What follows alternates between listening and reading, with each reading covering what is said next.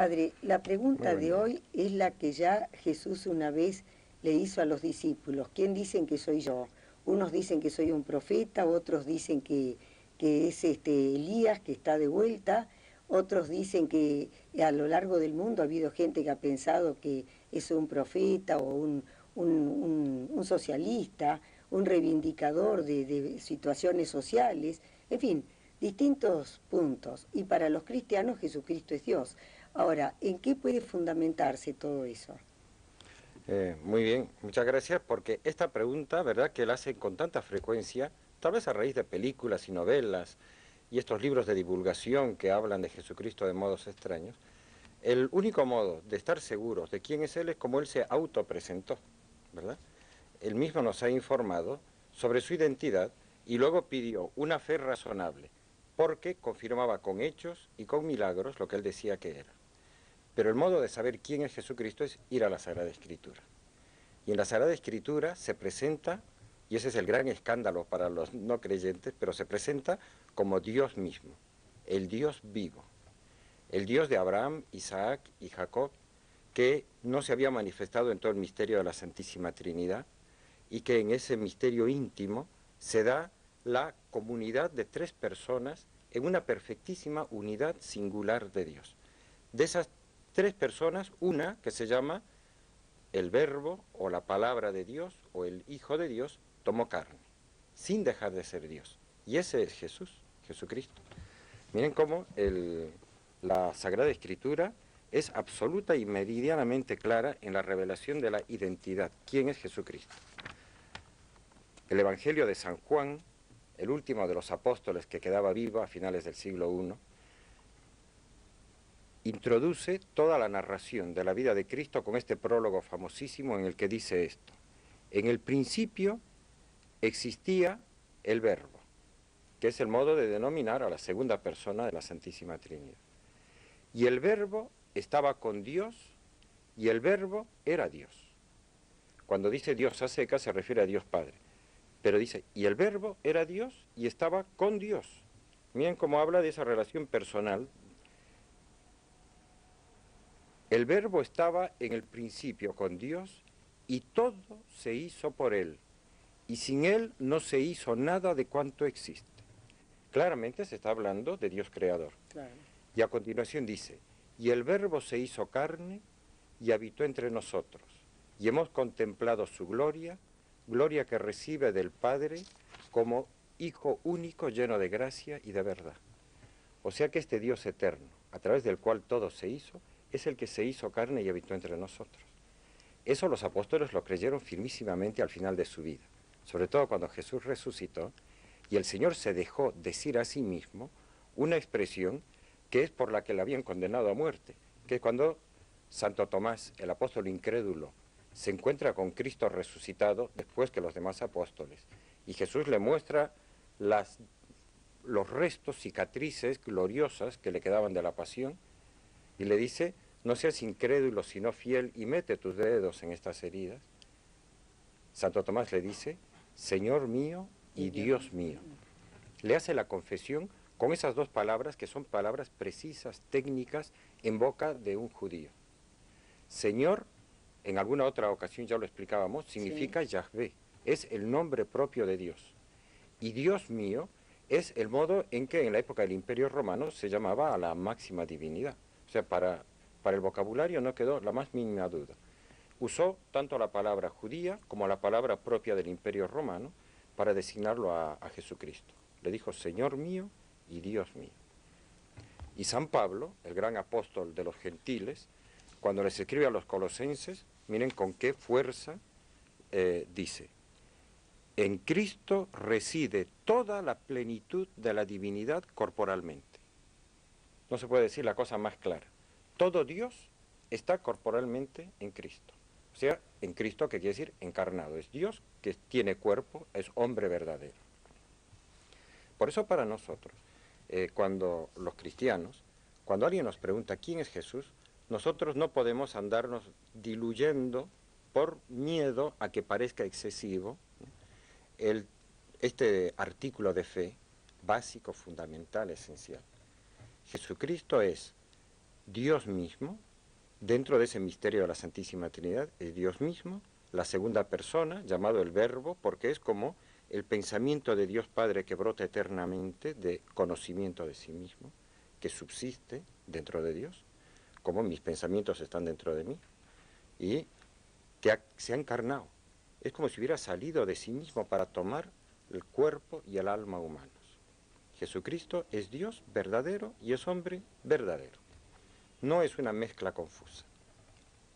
Y además está vivo. Porque para nosotros Jesús no es una persona que existió, de la que se habla en pasado. Jesucristo es Dios vivo porque ha resucitado, que fue la gran prueba de su divinidad, que después de morir se iba a auto-resucitar, y lo hizo. Y vive en medio de nosotros. De modo que los cristianos también afirmamos que Jesucristo vive, y además vive en medio de nosotros, oculto en el misterio de la Eucaristía, y cuando quiere se deja ver, que es también parte de nuestra fe, afirmar que por supuesto que se deja ver, porque está vivo y tiene un cuerpo humano también. De hecho, les puedo contar una anécdota que es tan impresionante, yo cuando la leí me impresioné tanto.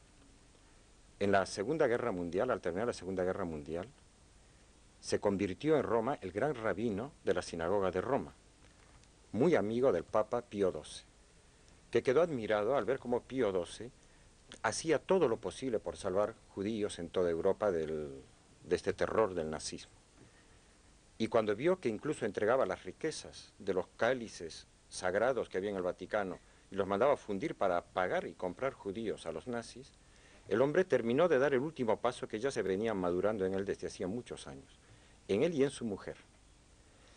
Y dieron el paso de convertirse al catolicismo. Y de hecho se adoptó el nombre de Eugenio en honor del Papa, Eugenio Pacelli. Y su apellido lo conservó Soli. Entonces, Eugenio Soli, el gran rabino, pero lo que él contaba era una cosa tan impresionante, que el día del perdón, que es una de las festividades judías, junto al libro de la ley en la sinagoga de Roma, Jesucristo se les apareció a él y a su mujer, en 1944, cuando estaba la guerra mundial llegando a su fin. Pero para el pueblo judío era el año más terrible.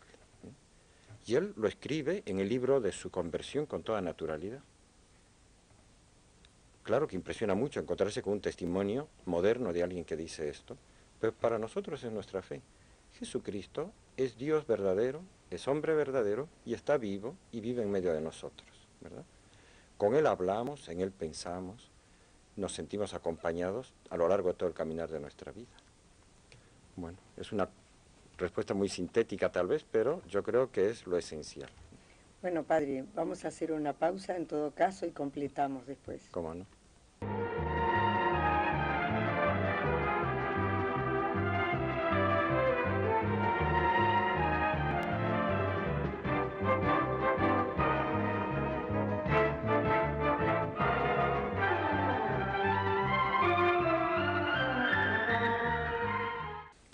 Bueno, yo creo que lo esencial sobre quién es Jesucristo está dicho en estas palabras. Que está vivo, por ejemplo, también lo dice muchas veces en la Sagrada Escritura, aunque haya personas que les impresiona, ¿verdad? Cuando por primera vez se encuentran con estas verdades de fe tan claramente dichas. En la aparición de San Pablo, a San Pablo de Jesucristo camino a Damasco, cuando lo derriba del caballo, se le aparece como una persona viva. Que San Pablo le tiene que decir, ¿y quién eres tú, Señor? Le habla como habla una persona a otra. Y el que se le aparece, se presenta y le dice, soy yo, Jesús, a quien tú persigues. O sea, es alguien que está vivo, que actúa en la historia de este mundo, que se mete.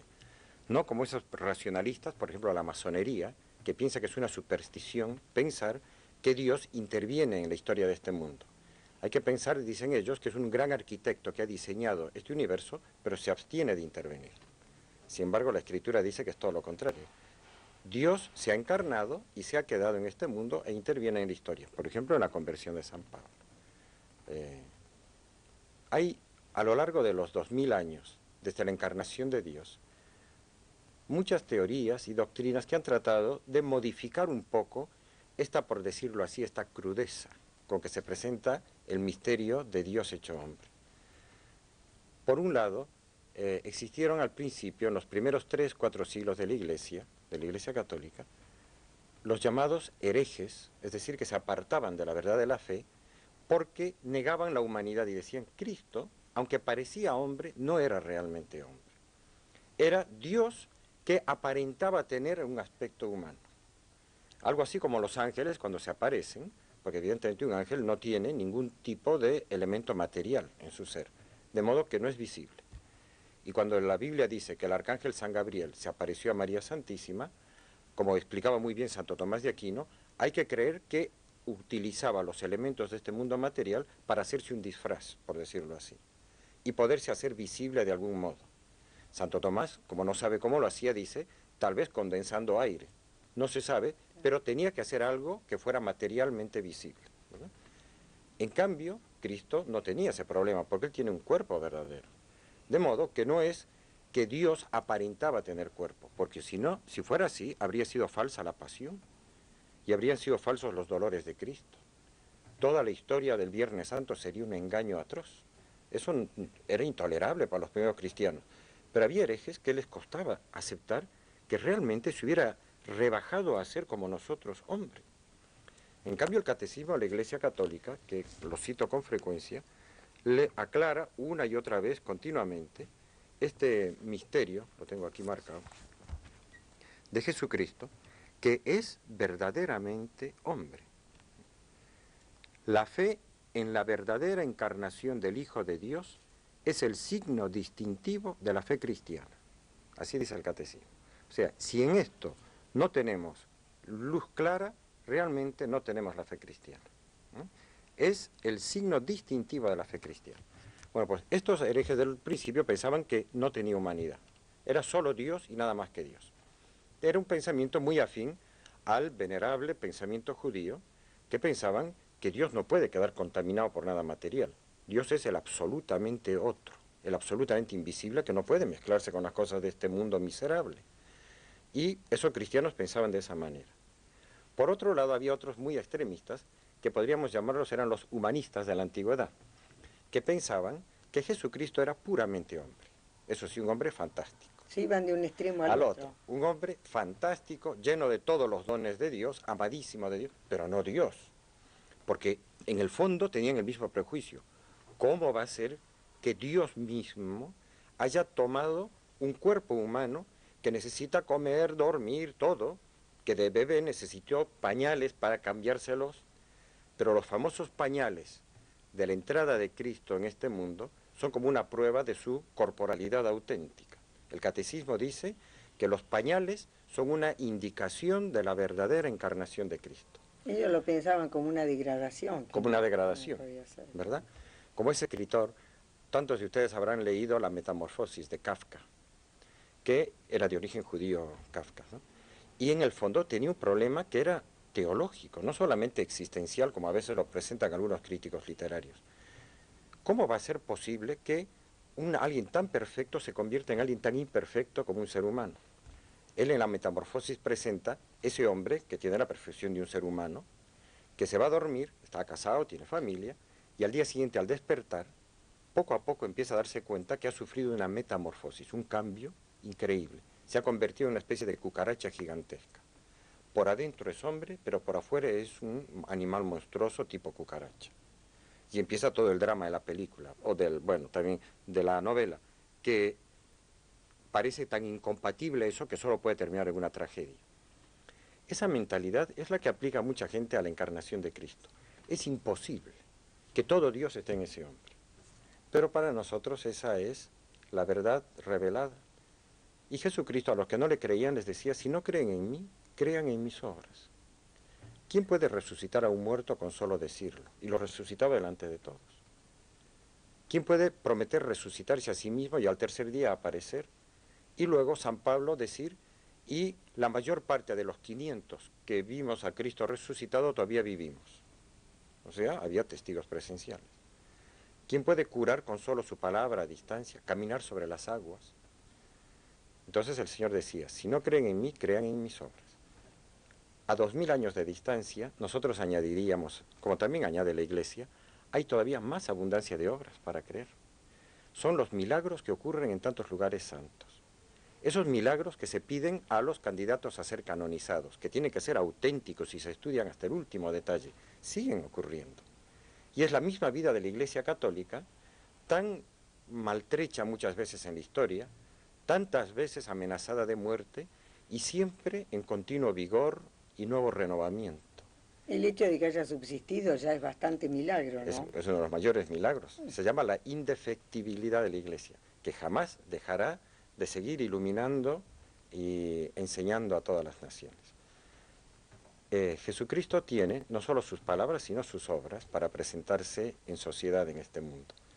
Creo que es totalmente digno de crédito, por él mismo y por sus santos. Bueno, padre, esta vez creo que ha quedado el concepto bastante más completito que otras veces. Me alegro. Bueno, hasta la próxima entonces. Hasta la próxima.